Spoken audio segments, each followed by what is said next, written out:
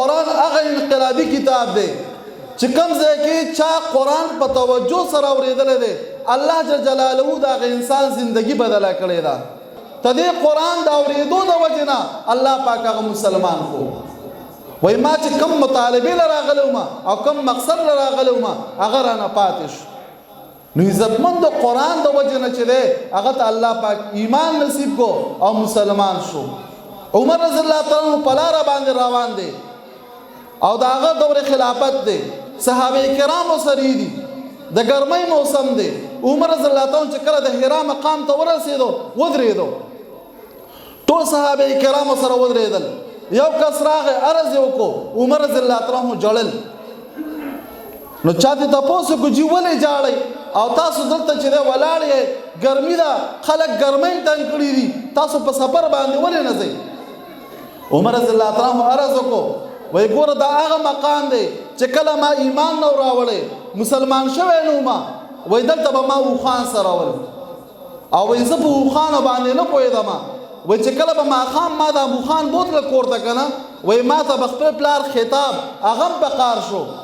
چې عمره زه ستا چې دی آینده زمانې ته حیران یم ته اوښ نشې مړولی نو ته به چې دی سبا په معاشره کې به ژوند څنګه تیر کړي وینن ما ته الله پاک چې دی الحمدلله الذي اعزنا بالایمان ثم بالقرآن ما ته نن قرآن چې دی اول ایمان ما ته د عزت راکو تاسو ما ته امیر المؤمنین وایي او دغه شان چې دی ما ته د عزت د قرآن راکو چې زه نن ما ته چې دی 22 لاک مربع میل ځمکه حواله شوې ده او په هغې باندې خلافت کوي عزتمند قرآن هغه کتاب دی چې چا زندګۍ سره چې دی لګولی دی الله هغه کس قیمتي کړی دی الله هغه وخت قیمتي کړی دی عزتمند قرآن د وجې نه چې دی الله جل جلاله د انسان په زندګۍ کې انقلاب راولي او په دې قرآن کې الله پاک بلا برکات ایښي دي د مشکات شریف شرح ده توضیحات مشکات هغې کې په یو بسم الله باندې بلا خبرې لیکلي دي هغې کې دا واقعه لیکلې ده وی عمر رضی الله عنه زمانه وه وی د روم بادشاه هغه عمر صاحب ته خط راولېږو چې جی ما ته یو داسې دوی راولېږه زما په سر کې هر وخت درد دي چې زما د سر دا درد نه وی عمر رضی الله عنه هغه ته یو ټوپۍ ورولېږله چې کله ستا په سر باندې درد دي دا ټوپۍ استعمالوه نو ستا په سر باندې به درد نه وي وی هغه بادشاه به په سر باندې چې به کله درد شو هغه ټوپۍ به په سر کړله نو د سر درد به ختم شو وای دی بادشاه یو پیره په تعجب کې پرېوته چې عجیبه ټوپۍ ده چې کله زه په سر باندې دا ټوپۍ ولګوم زما سر خشي دې ټوپۍ څه خصوصیت دی چې کله هغه ټوپۍ وکتله نو پای کې په یو کاغذ باندې بسم الله لیکل شوی و نو د دې هم دا ثابته شوله چې یو بسم الله د وجې نه د بادشاه چې د سر درد ښه کېدو خالد ابن ولید رضی الله عنه پاریس ته لاړو هغه ځای خلکو ته دعوت وچلوو مسلمانان شئ هغه خلکو خالد ابن ولید رضی الله عنه ته رالل وایي موږ مسلمانان کېږو ایمان راوړو خو شرط دا دی چې د اسلام حقانیت راته وښایه خالد ابن ولید رضی الله عنه ته وفرمایل وایي تاسو ته زه کوم حقانیت د اسلام وښایم تاسو ما ته څه پیش کړئ نو هغوی ورته زهر پیش کړل وایي که دې زهرو په تا باندې څه اثر ونه کړو نو موږ به ایمان راوړو مسلمانان به شو خالد بن ولید رضی الله تعالی عنه هغه زهر راواخیستل او په بسم الله باندې وڅکل ټول چې د مجوسیان ولاړ دي هغوی پوه شو چې په خالد رضی الله تعالی عنه باندې زهر هېڅ اثر ونه کړو ټول مسلمانان شو ایمان راوړو نو ګوره یو بسم الله برکت ښکاره کړو فرعون ته موسی علیه السلام دعوت ورکړو او هغه وخت کې هغه له د خدایتوب دعوه نه وه کړې نو کور یې جوړ کړی او د کور نه بهر چې دی بسم الله اویزان کړی وه من خلک خو اکثر چې کله کور جوړ کړو یا سپیک اویزان کړو یا یو زوړ پیزار اویزان کړو یا د دې نه علاوه یو بل څیز ښکر اویزان کړو ولې دا شیزونه بچ کول نه کوي الله جل جلاله چې دی د قرآن ختم پکې وکړه علما راوغواړه دغه کور دغه آبادي دا به د هر قسمه حادثو نه بچي دغه ښکر تاله نشي بچ کولی دغه سپیک یې تاله نشي بچ کولی نو فرعون دغه بسم الله اویزان کړی وه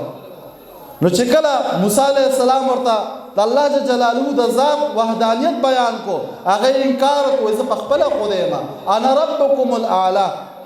نو موسی علیه السلام خدای ته خواست وکړو وای دا کس بدبخت دی دته زه د ایمان دعوت چلوم د الله د وحدانیت ستا خبرې ورته کوم او دا ایمان نه راوړي وای دا ونیسه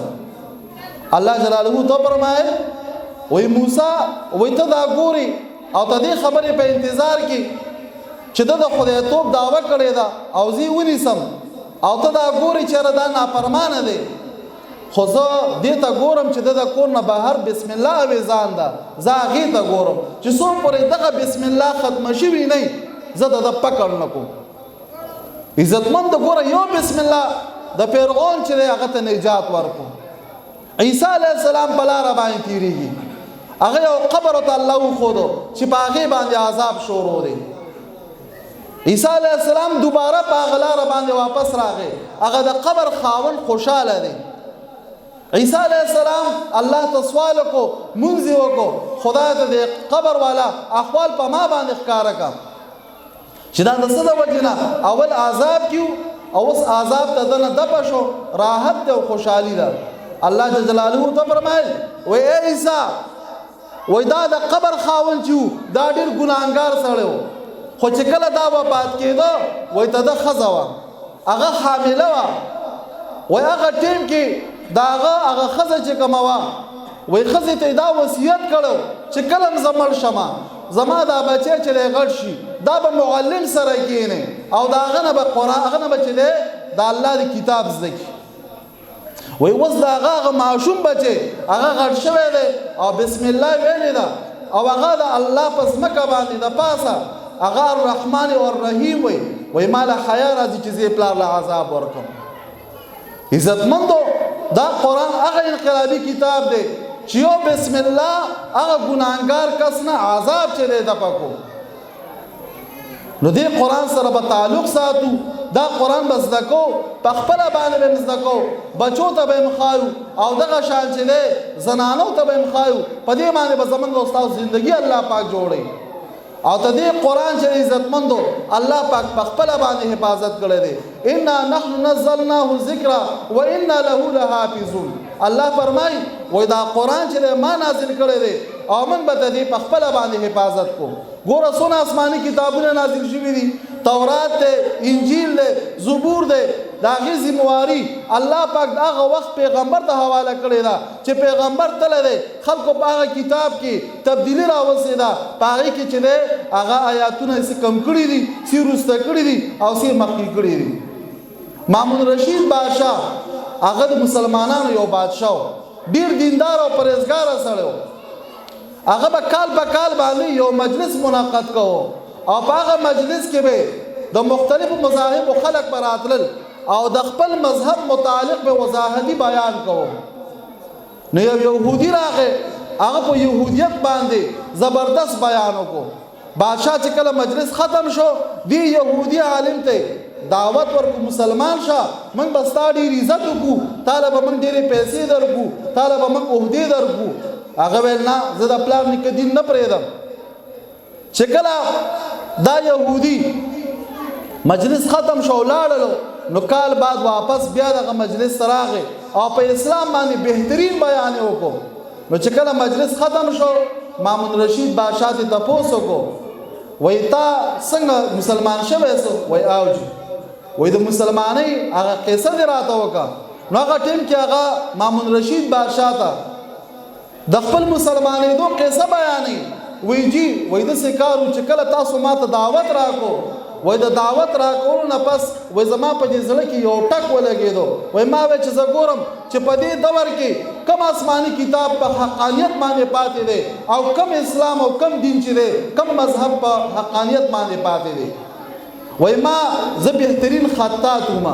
وای ما 3 نسخې د تورات لیکلې او هغه مې د یهودیانو عبادت خانې ته وړلې وای په هغې کې چې دی هغه 3 نسخې ما د یو بل نه مختلف ولیکلې وای هغوی زما له بهترینې پیسې هم راکړلې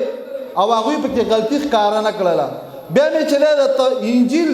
نسخې ولیکلې هغه مې د عیسایانو نصارا عبادت خانې ته وړلې وای هغوی په هغه غلطۍ باندې پوه نه شو او ما له ډېرې پیسې راکړلې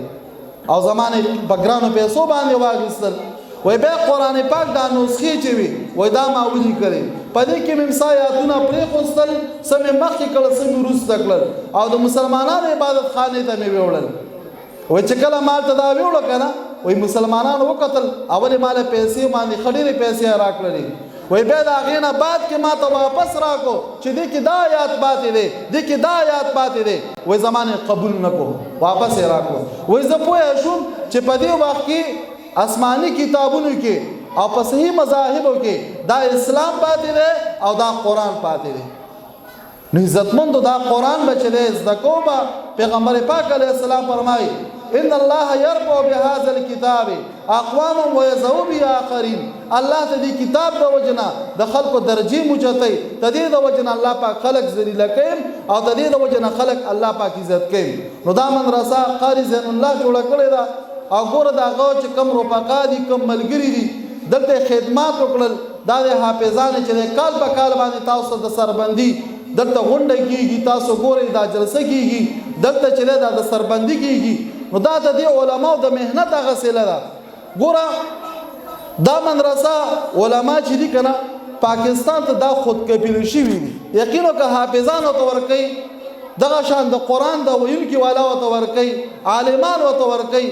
او خپل چې دی هغه نسبت د وجې نه ناست حالانکه علماو دونه تنخواګان هم نه نو انشاءالله علماو سره هم تعاون کو دې مدرسې سره هم تعاون کو